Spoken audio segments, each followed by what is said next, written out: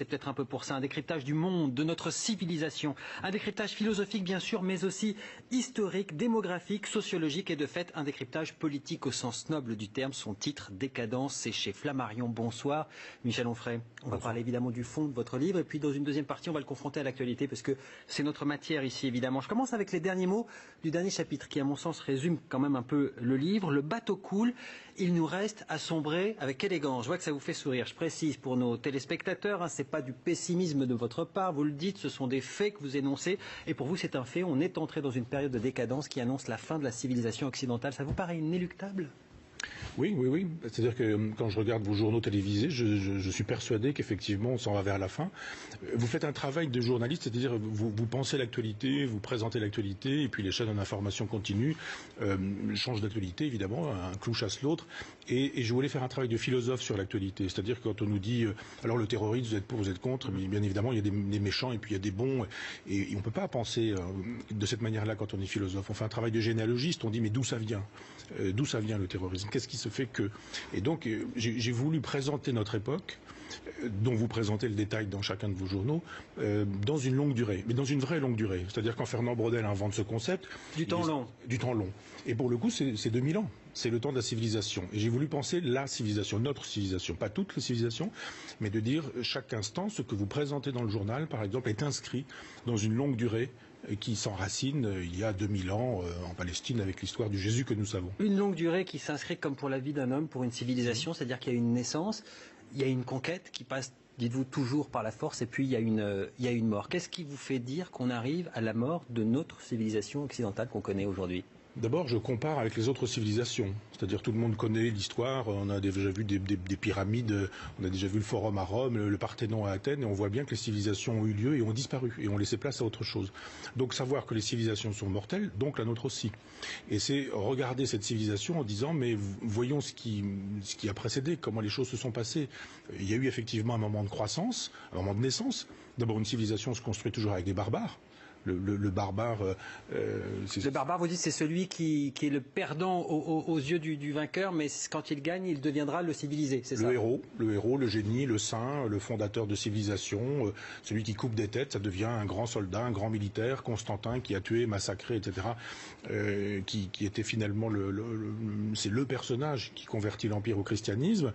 C'est un personnage de sac et de corde. Simplement, aujourd'hui, c'est un personnage formidable. Enfin, il est présenté comme tel. Donc, je mets tout ça en perspective en disant, regardez, il y a des moments où effectivement, ça paraît clair que nous sommes en décadence. J'ai vu l'autre jour que, tout à l'heure même que au Canada, par exemple, une loi est en train de se préparer pour interdire la critique de l'islam. C'est extraordinaire qu'on fasse un fait de civilisation en Occident qui interdit qu'on puisse penser une question. C'est-à-dire que c'est vraiment une censure généralisée qui serait décidée par un pays pour la totalité d'un sujet ou d'une question, le problème de l'islam.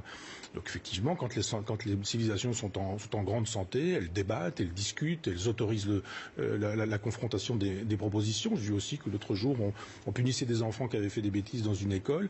En justice, ils avaient écrit, je crois, des choses, des textes racistes sur des murs, et la punition, c'était de lire des livres.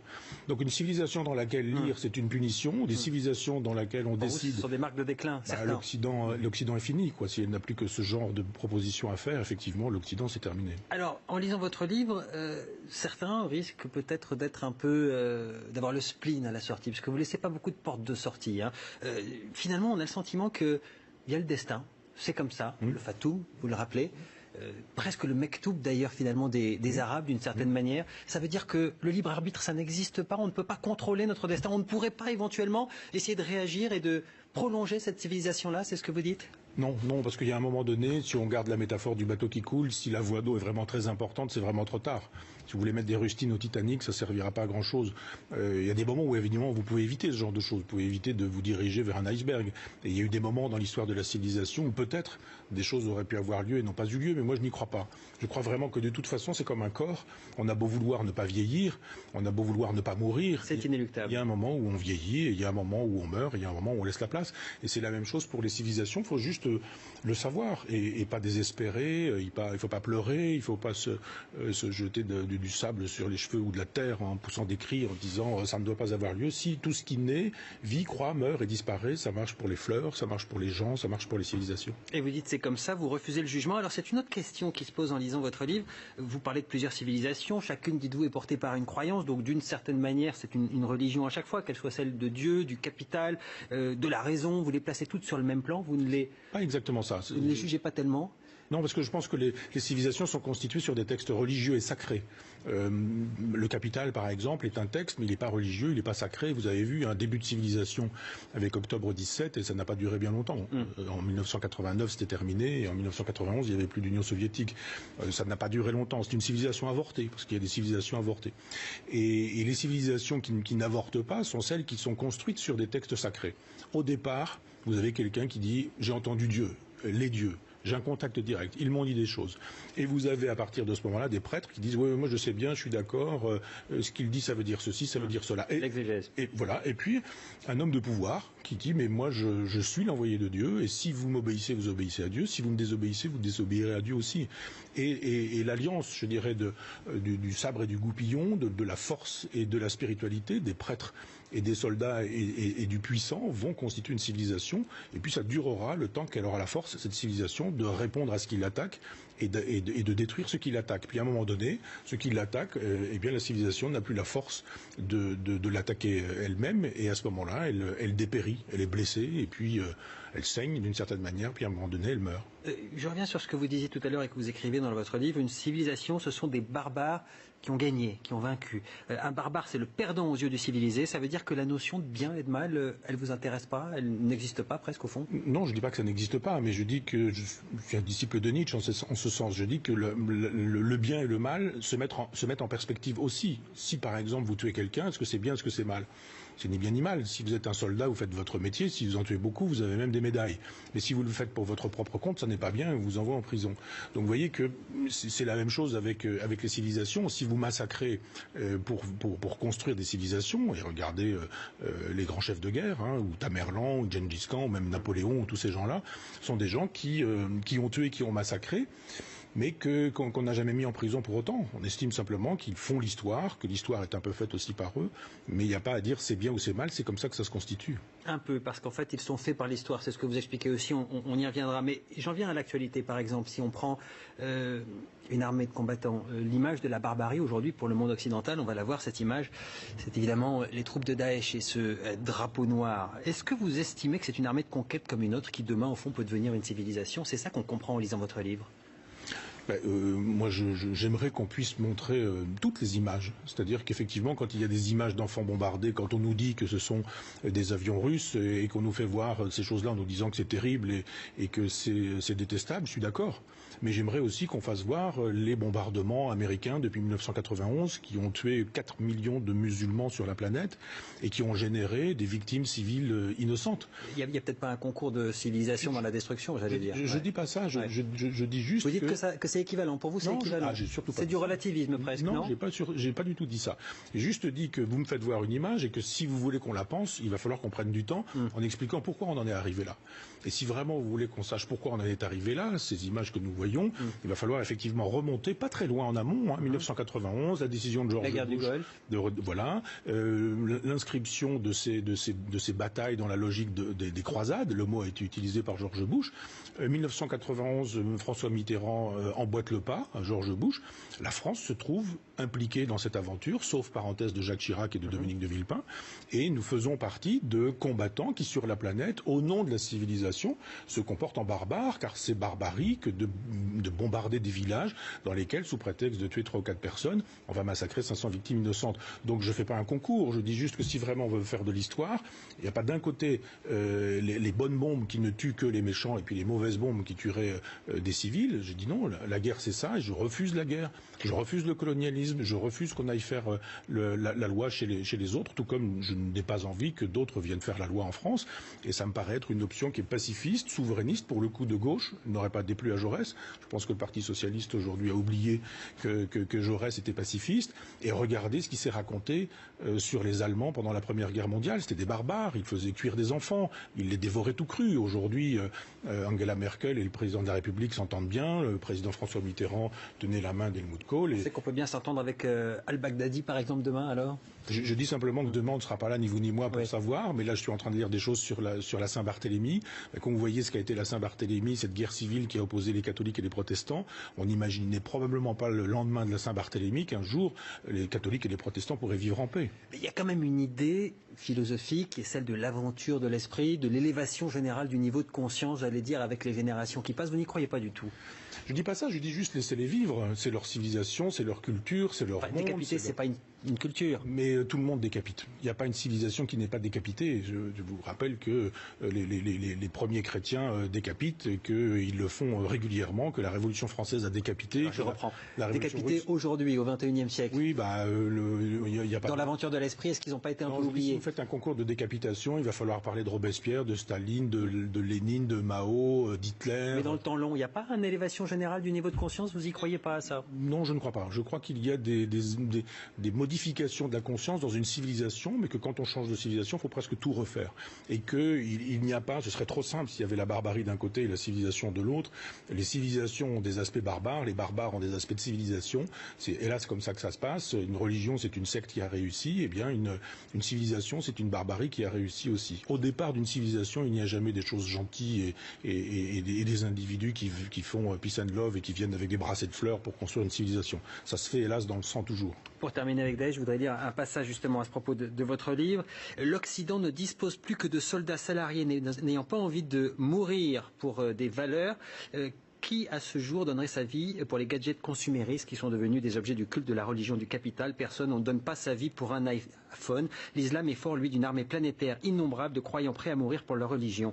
Nous avons le nihilisme, ils ont la ferveur, nous sommes épuisés, ils sont en grande santé. Ça veut dire que la prochaine civilisation, puisque votre théorie c'est de dire aussi que la mort d'une civilisation c'est pas grave, parce qu'il y en a une autre qui lui succède, c'est celle-ci éventuellement? C'est comme ça que vous voyez l'avenir, Michel Onfray? Il faut faire de la démographie et voir comment les choses se passent. On voit bien que l'Afrique démographiquement est en train de prendre le pas et que dans 25 ans, effectivement, il y aura un basculement, que l'Europe blanche judéo-chrétienne démographiquement s'effondre. Mais moi, je ne dis pas c'est bien, c'est pas bien, refaisons des enfants, interdisons la pilule. Je ne suis pas de ceux qui disent ça, je ne suis pas un réactionnaire, je ne suis pas un conservateur, je ne suis pas un personnage qui adosserait sa décadence à une renaissance. Je dis juste que c'est ainsi et que effectivement, les civilisations ne sont menacées que par celles qui les menacent. Et aujourd'hui, si vous avez un grand bloc indien, nous ne sommes pas menacés par la religion hindouiste. Si vous avez un grand bloc chinois, nous ne sommes pas menacés par le confucéisme et la religion chinoise. Si vous avez d'autres blocs, ils restent néo-occidentaux, on n'est pas menacé par l'Amérique du Nord, du Sud, l'Australie ou la Nouvelle-Zélande. Il y a effectivement un bloc musulman qui, lui, a décidé, du moins dans sa partie agressive et militante, visible, le califat notamment, d'être universel et d'universaliser, c'est-à-dire d'exporter son schéma de société sur la totalité de la planète. Moi, je pense qu'effectivement, il faut faire face à ce genre de choses-là en disant qu'on peut éventuellement éviter ça. Sûrement pas par la guerre. Sûrement pas par la guerre, en envoyant bombarder des populations civiles et en ne montrant pas les photos des victimes civiles, mais en montrant en revanche les photos des victimes qui sont faites par les avions russes. Je dis juste que la diplomatie ça existe, l'intelligence ça existe, la politique ça existe aussi, et qu'un grand chef d'État c'est quelqu'un qui a une vision et qui pense d'abord la paix plutôt que la guerre. Alors justement, vous parlez de politique, on va en parler, vous refusez de juger cette décadence, on l'a bien compris puisque c'est un fait. Vous êtes moins à l'aise avec les exploitations politiques effectivement qui en sont faites. Vous en voyez deux, je vais les résumer pour le téléspectateur. Il y a le pessimiste qui politiquement va s'appeler le conservateur, on va dire, il veut revenir au passé. Et puis il y a l'optimiste qui politiquement va s'appeler le progressiste et qui lui veut s'appuyer sur l'avenir pour mieux vivre le présent. Vous écrivez, l'un promet le paradis avec le progrès, l'autre avec le regret. Jeu de mots, on peut l'entendre avec un T, en l'occurrence c'est avec un S, c'est aussi une régression. Pourquoi est-ce que vous jugez que ces deux voies-là, ce sont des impasses? Au fond, c'est le but même de la politique, de pouvoir changer les choses et le cours des choses et peut-être améliorer la condition des hommes. C'est le but de la politique, mais j'ai l'âge qui me permet aujourd'hui d'avoir un peu d'expérience. Et de penser que c'est une illusion? Ben voilà, c'est-à-dire qu'à 20 ans, on peut le penser. Si moi je viens d'avoir 58 ans, j'ai assez d'expérience pour avoir vu comment les choses fonctionnent. Il n'y a pas que des gens de mauvaise foi au pouvoir. Ce ne sont pas des gens qui trahissent simplement pour le plaisir de trahir. Ce sont juste des gens qui font la démonstration que le réel résiste, que le réel n'obéit pas à leurs injonctions. Et on le voit bien aujourd'hui, la course à la présidentielle, demain on rase gratis, tout le monde rase gratis. Simplement, quand ces gens-là sont en face du réel, on s'aperçoit qu'ils ne peuvent pas faire grand-chose.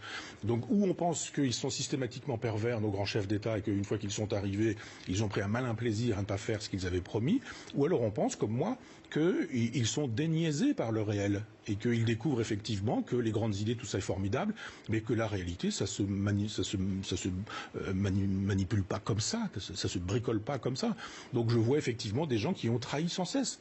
Et pourquoi ont-ils trahi? Sûrement pas par goût de la trahison, mais par impuissance. Il y a de l'impuissance. Je vous garantis que, invitez-moi dans 6 mois, mais vous allez voir, on va changer de président de la République, et que dans 6 mois, rien n'aura changé, que peut-être même ça aura empiré. Vous dénoncez l'avènement du nihilisme. Est-ce que c'est pas un peu un discours qui participe à l'avènement de ce nihilisme-là, justement, le discours que vous tenez là? Le médecin qui annonce un cancer ne crée pas le cancer. Exactement de la même manière qu'on a reproché à Houellebecq d'avoir... Mais il peut donner de l'espoir, le médecin. On attend ça de lui aussi. Ça dépend si vous voulez qu'on file la métaphore. Le médecin, s'il vous dit, alors que vous allez mourir dans 3 semaines, que vous allez vivre pendant 10 ans, il va le faire au profit de mensonges et d'illusions. Je ne suis pas bien sûr qu'il faut vendre de l'illusion. C'est pas mon métier, moi. Le métier du philosophe, c'est pas de fabriquer de l'illusion. C'est le métier des politiciens, c'est le métier des théologiens, c'est le métier des prêtres, des imams, des rabbins, des curés. Tous ces gens-là vendent de l'illusion et de la fiction. Et il y a des philosophes qui vendent aussi de la fiction. Mais moi, je pense que le travail du philosophe, c'est ce que Diogène appelait dénuder nos chimères. Et de dire, mais ne croyez pas aux fictions qu'on vous enseigne habituellement, mais ça ne veut pas dire que tout est désespéré pour autant. Le philosophe est quelqu'un qui donne des solutions concrètes, réelles, matérielles, rationnelles, raisonnables, ici et maintenant et pour la vie. Ça, c'est le livre d'après qui s'appellera Sagesse. On vous réinvitera pour celui-là. On va continuer sur celui-ci. Vous allez même plus loin avec les hommes politiques. Au fond, quand on vous lit, on a le sentiment que pour vous, il y a une structure absolue qui existe avec des grands archétypes et que les politiques qu'on peut croiser dans l'histoire et dans l'histoire même de ces civilisations, les meneurs, les leaders, ils ne font finalement qu'occuper un masque qui a toujours existé, qui existera toujours. C'est ça votre idée? C'est-à-dire, si aujourd'hui, il y a besoin d'un homme providentiel, qu'importe lequel, il va arriver, il sera là, il prendra le masque parce que le besoin du moment est là. C'est ça votre idée profonde? Les hommes ne comptent pas, les hommes politiques ne comptent pas dans cette aventure? Moi, je ne crois pas à l'homme providentiel. Entendons-nous bien. Je crois simplement que les gens qui jouent un rôle dans l'histoire croient qu'ils font l'histoire alors que c'est l'histoire qui les fait. Vous pouvez dire un certain nombre de choses et puis les gens n'adhèrent pas. Et puis un jour, vous allez dire les mêmes choses et les gens vont adhérer. Il va se passer quoi? Il va se passer que ce que vous allez dire va rencontrer l'esprit d'une époque. Le Zeitgeist, disaient les Allemands, et Hegel, qui est à l'origine de cette théorie de la ruse de la raison. Et il nous dit c'est ruse de la raison quand les hommes politiques croient qu'ils font l'histoire. C'est l'histoire qui les porte. Trump, il arrive au pouvoir, il ne fait pas l'histoire. C'est simplement des gens qui, parce qu'ils auront produit la mondialisation, la violence, la brutalité, auront généré un ressentiment, que ce ressentiment va se trouver formulé et cristallisé par un personnage qui s'appelle Trump, qu'un jour, les gens vont se retrouver derrière Trump. Mais c'est comme ça que les choses se passent. Et si un jour Marine Le Pen devait arriver au pouvoir, on pourrait aussi en faire la généalogie en expliquant comment dans le dernier quart de siècle, dans les derniers 25 ans, un certain nombre d'individus ont tout fait pour que ça ait lieu. Les libéraux, les gens qui ont vendu la gauche au libéralisme, qui ont trahi le socialisme depuis 1983, tous les gens qui nous disent que l'euro, l'Europe, c'est l'horizon indépassable, qui se moquent absolument de la misère et de la pauvreté, de la misère des miséreux et de la pauvreté des pauvres. Tous ces gens-là rendent possible quelque chose qui surgit un jour, mais si Marine Le Pen devait surgir, elle ne surgirait pas de nulle part. C'est l'histoire qui la fabrique et c'est pas elle qui fabrique l'histoire. Vous parlez de Marine Le Pen, vous parliez de Donald Trump. On va en reparler justement juste après la pause. Quelles sont d'ailleurs, les figures archétypales que vous poseriez sur un certain nombre de visages que je vais vous soumettre, un certain nombre de visages